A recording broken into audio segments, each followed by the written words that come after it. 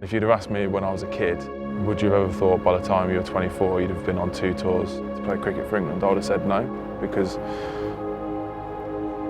like that thing was so far off in the distance, and it was so seen as something that only able-bodied people did. It's a nerve-wracking thing, I think, as an adult. Really, am I going to be able to do this?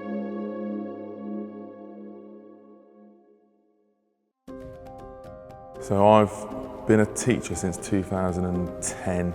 I teach PE, and I'm also a head of house, so I've got like a pastoral responsibility in looking after kids from year 7 to year 10. When I was training to be a PE teacher, my course mentor was concerned about my ability to demonstrate skills, which I always kind of managed to find a way around doing, because as most people with some form of disability, we're fairly adaptable. We always tend to overcome what it is that's the issue. But the self-confidence to kind of put yourself out there when you know that every single year that you come in year 7, someone's going to ask you, like, what happened there? But then it's quite good because you can come up with stories. So in my first 4 or 5 years here, we had 4 or 5 different stories floating around every year group about how I'd lost my arm and had to stop one of them because actually one of the kids actually was attacked by a shark. So that wasn't like a story you could carry on. I'm finding more and more that kids now are afraid of failing and messing stuff up. And I'm trying really hard to get across the message to our kids that, well, especially the kids in my house, that you learn by failing and accept that, yeah, that's a challenge rather than stepping away from the challenge. Because I wish I'd done that a little bit more as a growing up, you know, and really accepting what it was. And yeah, it's okay to get frustrated, but then don't allow that frustration then to stop you from going on and trying to do something a little bit different. There's times where you feel like, am I doing the right thing? Like, am I doing the right thing for me? The fact that I get to go and represent England, whether it be as a player or someone who's in amongst the squad, supporting the rest of the teammates, then like that's the proudest thing that you do. Then it becomes a question, am I doing the right thing for my family? Am I doing the right thing for my professional life? And that's where the kind of the questions come in. It's never really a long conversation after myself. It like lasts maybe like half an hour, and then it's like, don't be stupid. It's like, this is the best thing that you do. My background is that I was born into an RAF family, so as a child I spent most of my formative years and moving around different parts of the country. But I really enjoyed the whole process of moving, and if I was like physically able to, I would have stayed in the forces environment. This other lad that I went to school with, he was missing a hand as well, and on careers day we went up to the forces station and we're like, so can we join? And the look on like the young soldier's face was like, I'll have to go and ask a senior member of staff if I could, and we knew the answer already, so we just kind of walked off. Albrighton Cricket Club, so this is where I had my first experience of cricket as a 21, 22-year-old. I'd just finished uni and I was working within the PE department at the local school, and in my first couple of weeks of working there I got asked to go on a ski trip, and the ski trip had Darren Shimmons on it. He was the husband of the treasurer of the school, so there was a tenuous link there. And we just got chatting throughout the week that we were away, and I was like, I'm really desperate to find a team sport. And he was like, well, come and try a bit of cricket. And I was like, cricket, really? He says, yeah. He says, I've never done it, never played it competitively or been in a team environment before. He's like, just come down to Winter Nets and give it a go.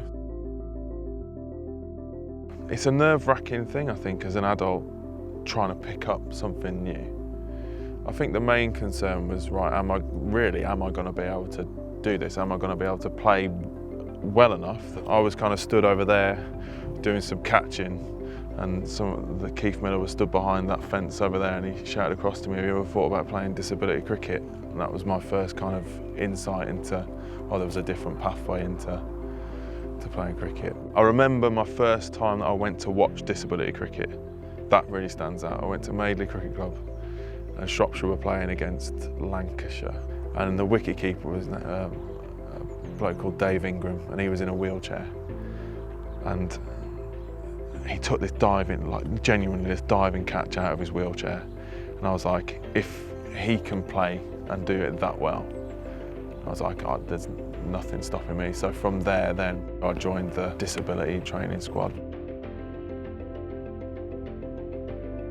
So any wider than that, you can hit that side, but then you've hit that straight mid-wicket.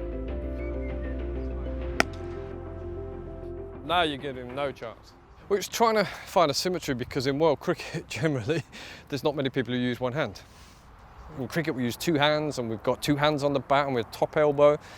He'd only ever hit 1/6 in his life. By using one hand, he now hits it further, harder, than he did trying to fit in with the rest of the world. My style pre-2015 was two hands on the bat, conventional, kind of tried to be as conventional as I possibly could, which meant that I was pretty restricted in what I could do. Whereas if I throw that off over there, I get my bat back out here, which I couldn't do in the first place, which then enables me to get my bat through with more momentum, which when you're batting with one hand is the important thing, because if it's here and you've only got that little punt, regardless how strong you are, you can't hit the ball that hard. So with it up here, it has made my life simpler as a batter. So when I first saw Matt, it was a whole new experience to me. Because they're such wonderful people, and their perception of what normal is, they wanted to fit in with the rest of the world. Normal's boring. Why not be unique? Why not be brilliant? Because chance to be unique happens very few times. To play for your country happens very few times. So I'm still pinching myself that this has happened, even in my time. I think that we are very conscious of our own own insecurities, so individually, and I think that my own perspective of that is that a lot of us, we overcompensate on those things, and we demonstrate a bit of bravado and a little bit more confidence than we probably actually have. But in a way, I think that's benefiting us as a side, because we go out with a confidence that actually, you know what, we're going to show what we can do. We're going to show off, like, regardless of the fact that I'm on club feet and I'm struggling to balance, keeping wicket, I'm still going to take blind in leg side catches, or if I'm missing a leg, I'm still going to run around the boundary, dive for a ball, stop it, and if my leg comes off, I'm still going to throw it back in. We're ordinary, everyday people who happen to have a disability, who happen to be in the top 15 disability cricketers in the country, who get to represent the country, and that, I think, makes it even more special for us, because it's something that we wouldn't have expected. And personally, I'd like to remain involved in it as long as I possibly can, whether it's as a player or a mentor or a coach or something, just to be able to give some grounding to those that are coming along, because we don't know where this is going to be in 10, 15 years' time. I mean, the ambition is that we're somewhere on a par to where the women might have been 5 years ago, or where the women might be in 10 years' time. We don't know. We've come from this national squad of 15 to 20 disability cricketers who never met each other before, to this organised, structural, cohesive group of people that are going about trying to be the best in the world. I think that's like miles apart.